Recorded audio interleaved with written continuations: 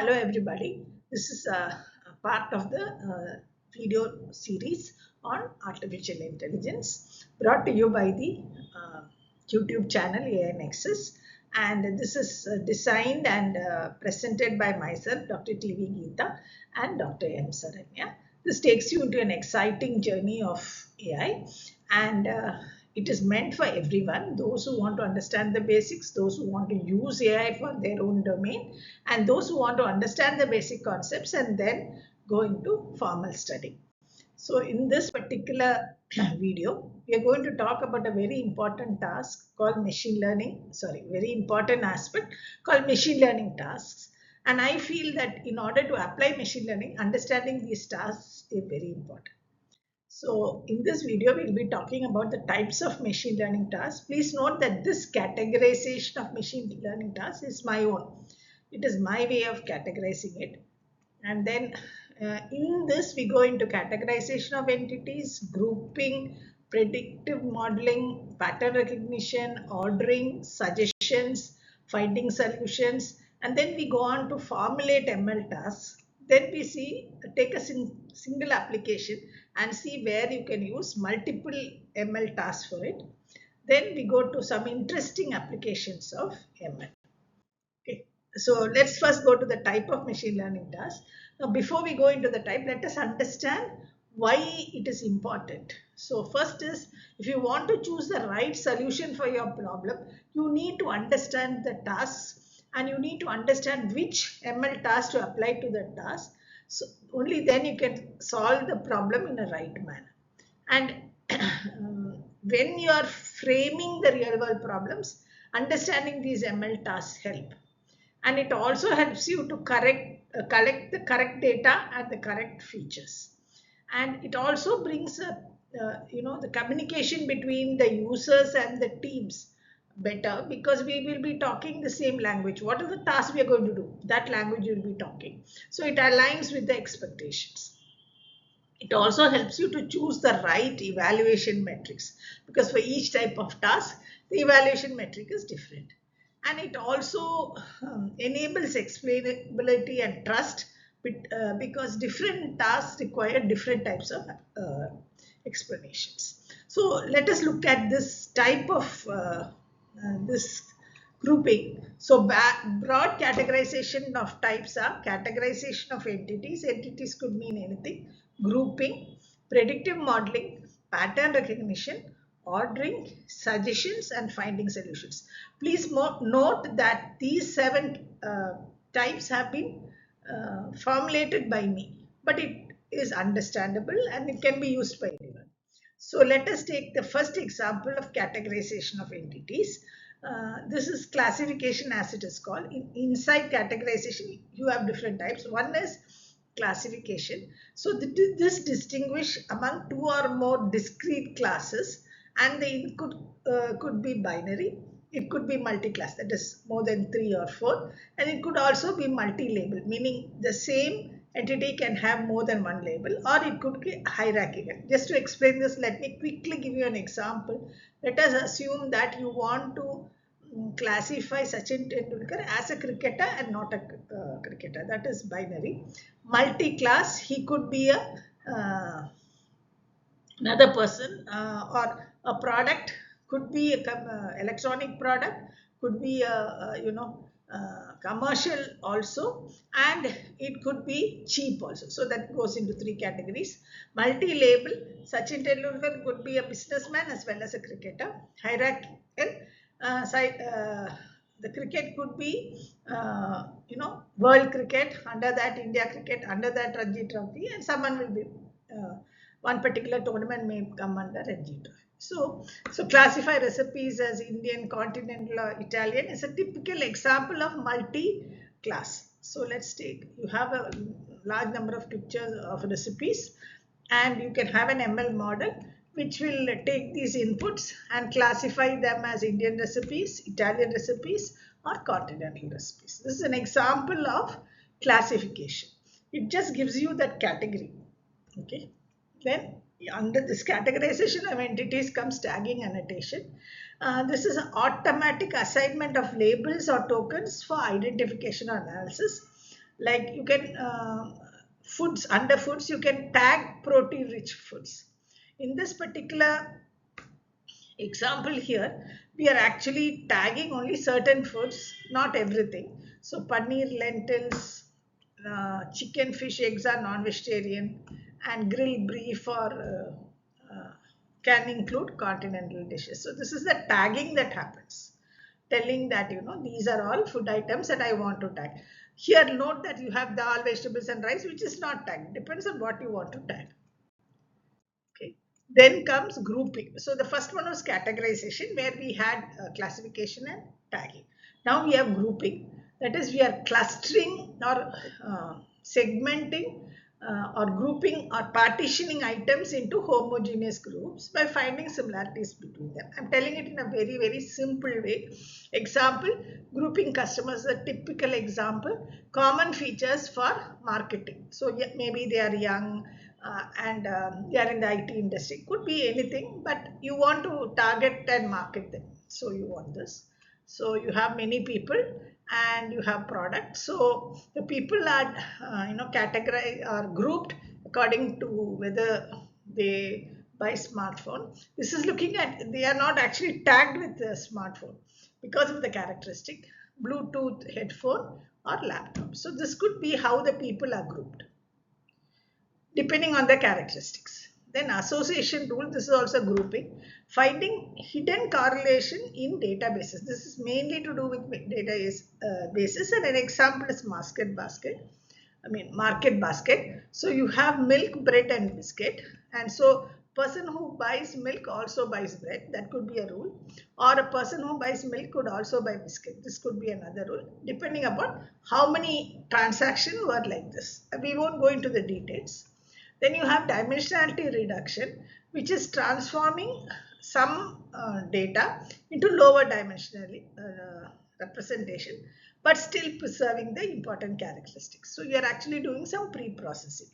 An example could be a high dimensional image. Usually image is very high dimensional in thousands of features, and you could just take out the features that actually contribute, and then it becomes a low dimensional representation. There are methods to do this, which we are not discussing now. Then comes the next category, which is predictive modeling. Prediction is indicating something in advance based on some generalization from previous data. For example, house price prediction. You know the price per square feet, and you can predict what will be the price if what will be the house price if this is increased.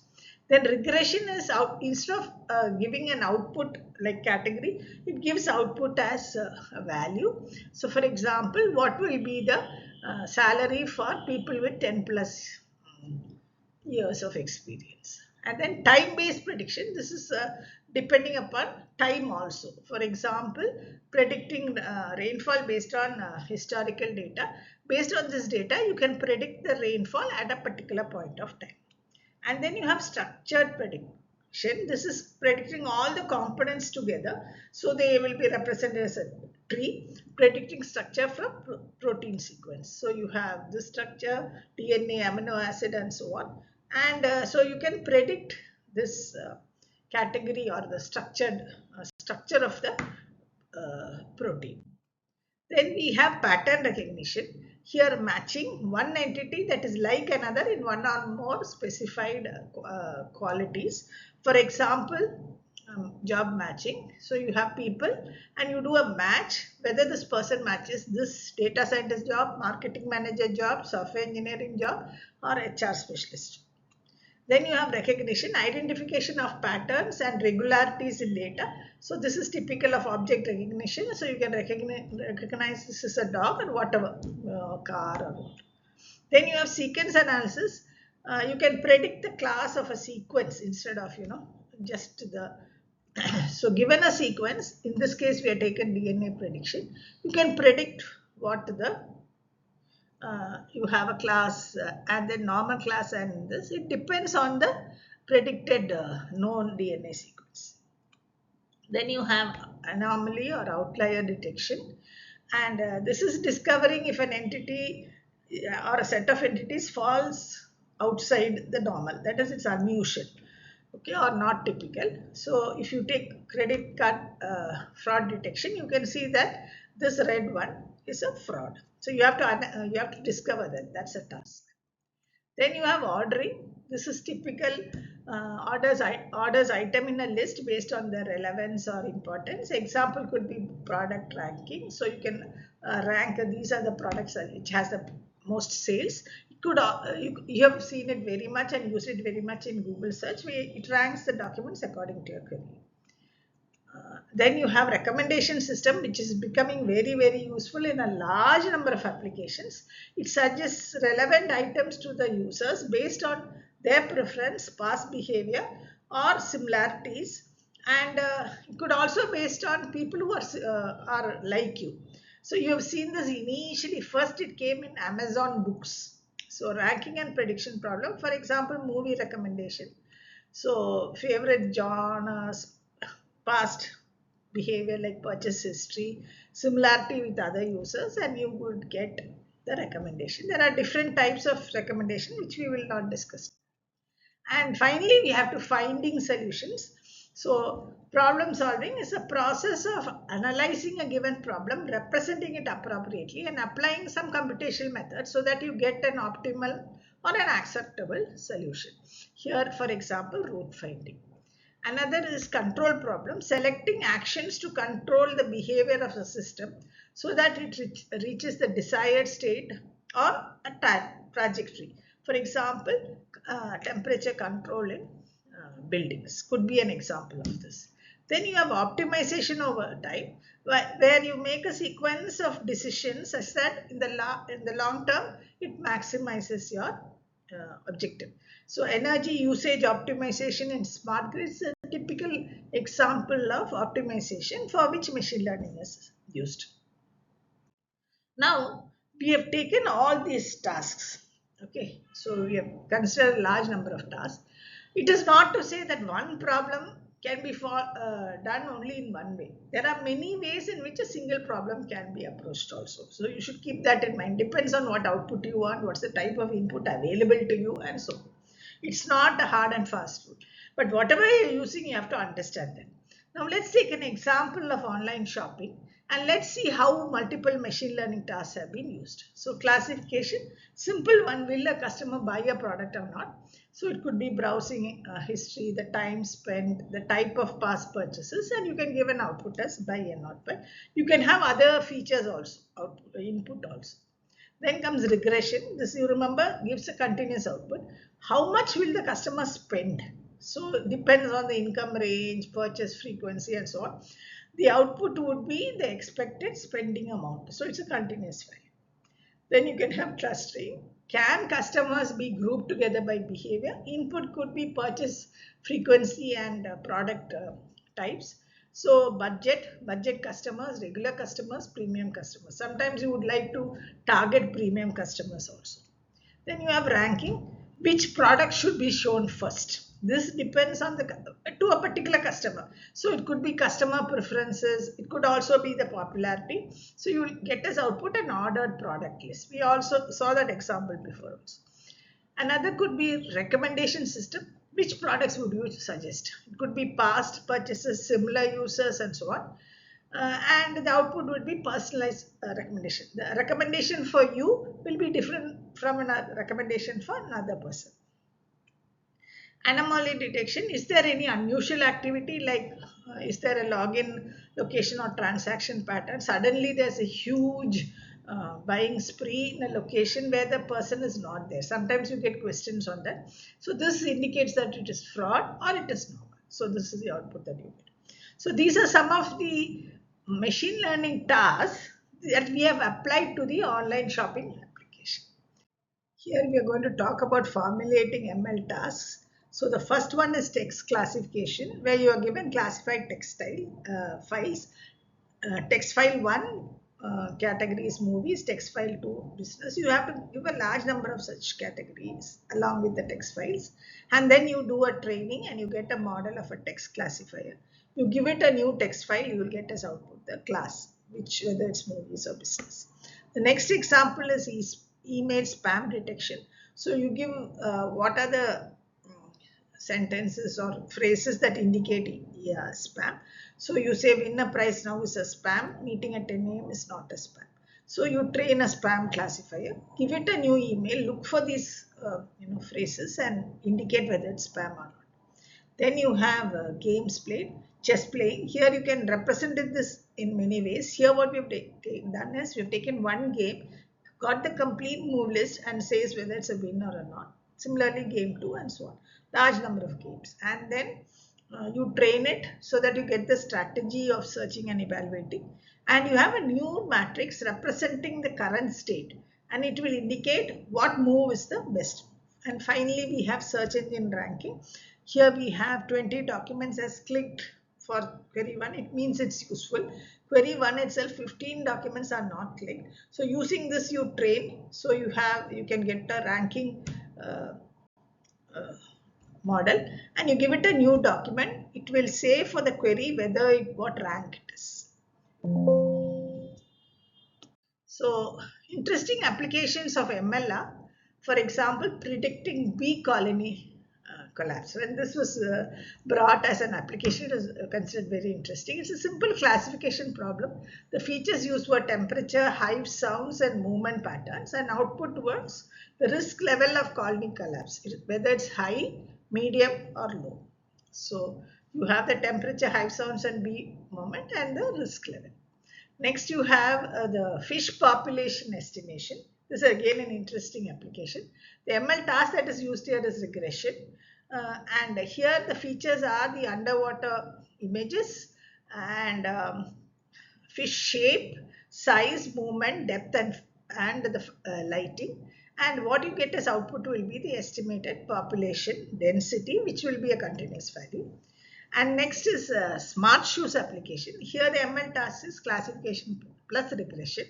Here the features are gait speed and stride length, step variability, okay, and then center of pressure movement, heel strike versus toe off patterns, number of near falls or instability events, and it will give you either that it's a Parkinson disease or it is poor posture or fall risk. In this particular application, the features have to be modified to suit, give you the output. Modified means pre-processed, so to say. Some more applications, movie success prediction. This is now very much used in Netflix and so on. So you have, again, you could use anything you want, any ML task you want. Here we are using regression. So the budget, cast popularity and release timing is given. For example, some festivals time or so. The output is what is the predicted box office revenue. You could also, might as well, formulated this as a classification problem as success and failure also. So you get that. Then you have predicting building collapse. It could be regression or classification. You have the vibration data and then you have the structural data and then crack images and you do the machine learning algorithm and you get the output whether there will be a structural failure risk. And finally, while poaching detection, this is an anomaly detection. So you have GPS movement, you have patterns, you have camera trap images and sound sensors, and you do an anomaly detection and you find out whether there is a suspicious activity. So suspicious activity will be an anomaly and then a flag can be given. Let us talk about a small conclusion that we have here. About this video. We have examined the different types of machine learning tasks. Please remember again, these tasks are categorized according to I have categorized it, but it fits very well. We have discussed in each category the types of subtasks and example associated with each such subtask. We also illustrate how to formulate ML tasks and we also show how a single application you can use a multiple ML tasks. And also we conclude by presenting some interesting applications of ML. And here we have also given some references. Here I have given some suggested activities for you where you use 5 types of machine learning tasks for each of an application in each of these domains. You also have to discuss 3 interesting applications that are available today, not the ones discussed in there. And these are some check your understanding questions. So thank you very much for listening to this video, and please do look out for more videos. And this is the link. Please do subscribe to our channel, the AI Nexus channel. This is the link for that. And I would request you to give feedback about anything you need, new area, a new topic you need, or about this video also. Thank you very much.